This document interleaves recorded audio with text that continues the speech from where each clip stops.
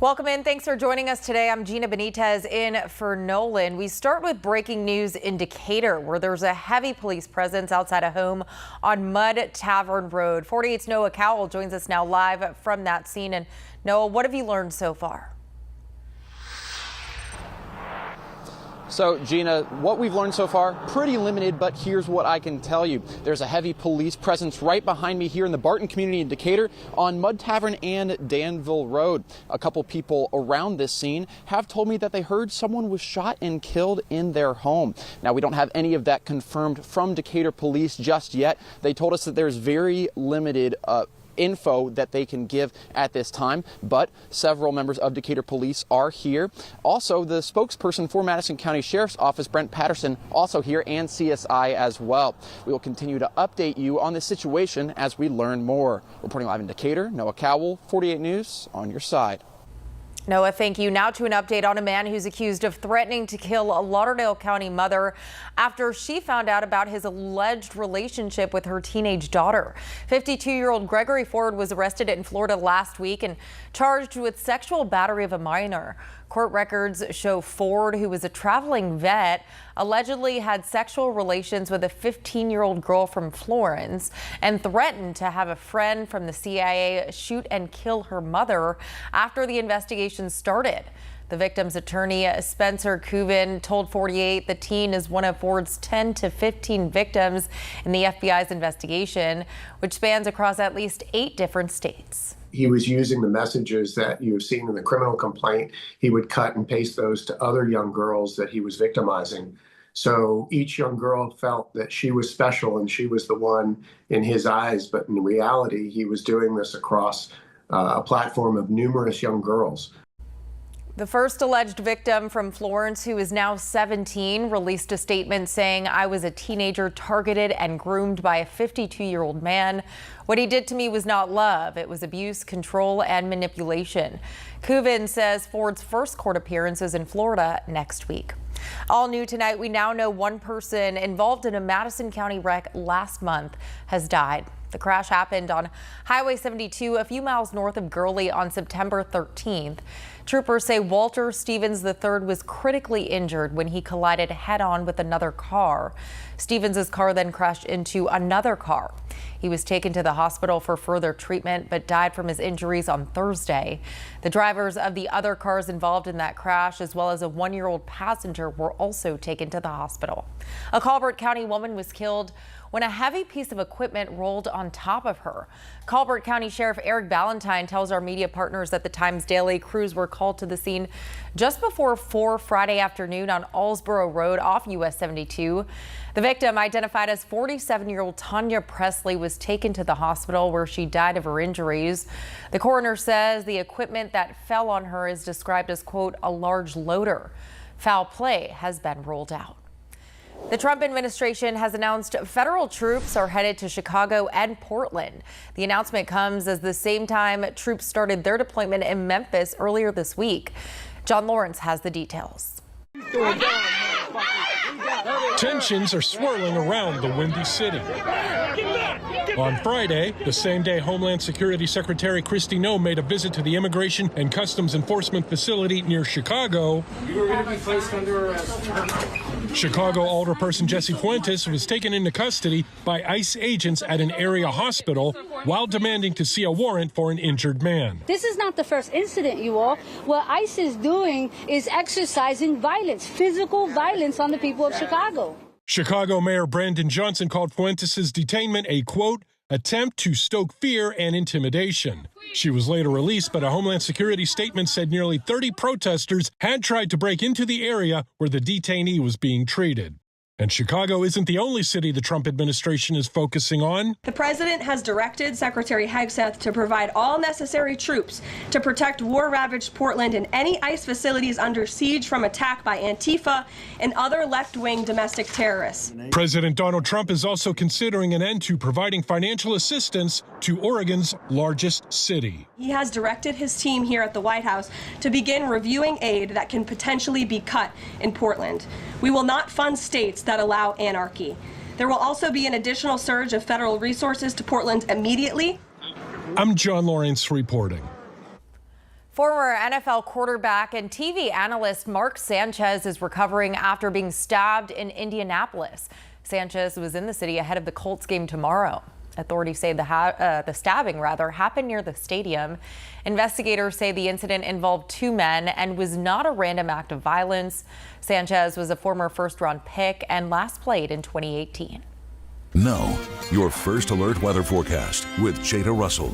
48's Umbrella a Week giveaway is sponsored by Mr. Rooter, your locally owned expert plumbers for over 34 years. All right, no umbrella needed today, top to bottom. Absolutely. Just a beautiful day, no notes, no issues. It was perfect, Jada. Yes, it's going to continue to be that way, though we have some rain chances that will sneak into the forecast just before we can start to see our temperatures kind of get down into those mid-70s. So right now, lots of us are sitting rather comfortably. You can look outside at Guntersville. Gorgeous day if you haven't had an opportunity to get out and enjoy the weather that we've got for our Saturday ahead. It's gorgeous conditions. Our temperatures right now, still kind of a mixed bag, some upper 70s. So a couple of communities already stepping into those mid 80s. We're seeing 83 for Athens. Some of us in the lower 80s, got 81 out of Albertville and Decatur.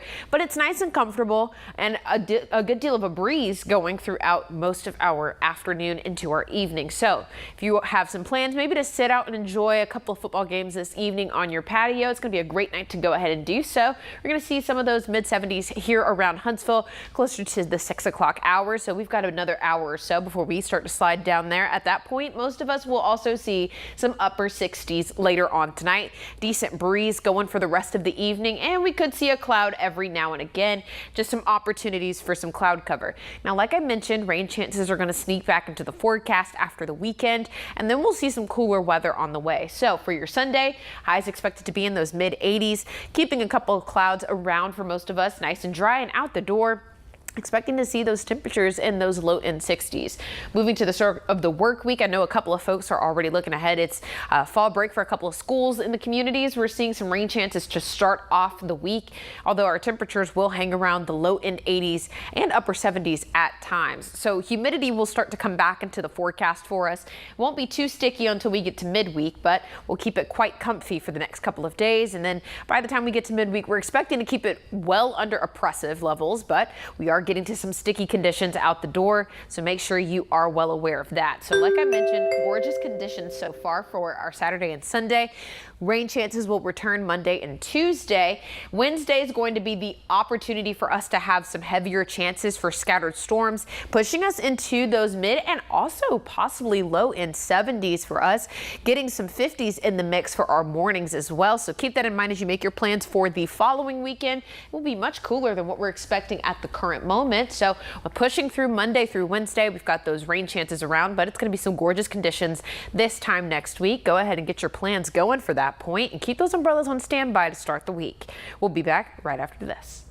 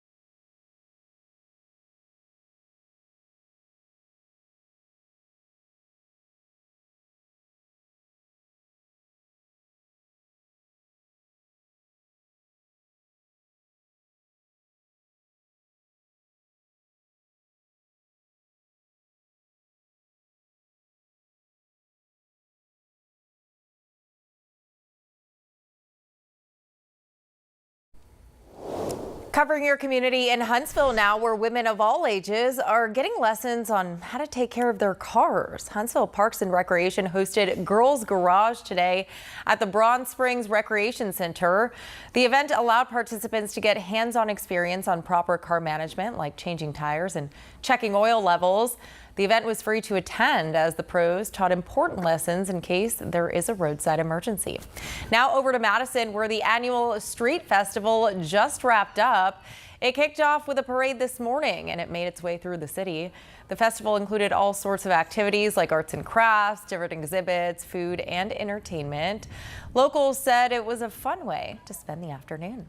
Well, if you missed out on last month's $1.8 billion Powerball jackpot, another opportunity to win the big bucks is on the horizon here.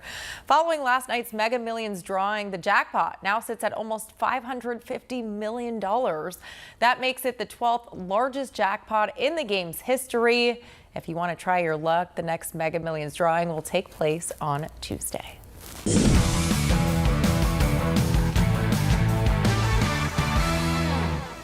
A big matchup here at Bryant-Denny Stadium. Alabama looking for revenge over Vanderbilt after last year's road loss, while the Commodores are looking for their first win in Tuscaloosa since 1984. I'll have all of the sights and sounds from this matchup coming up tonight at 10.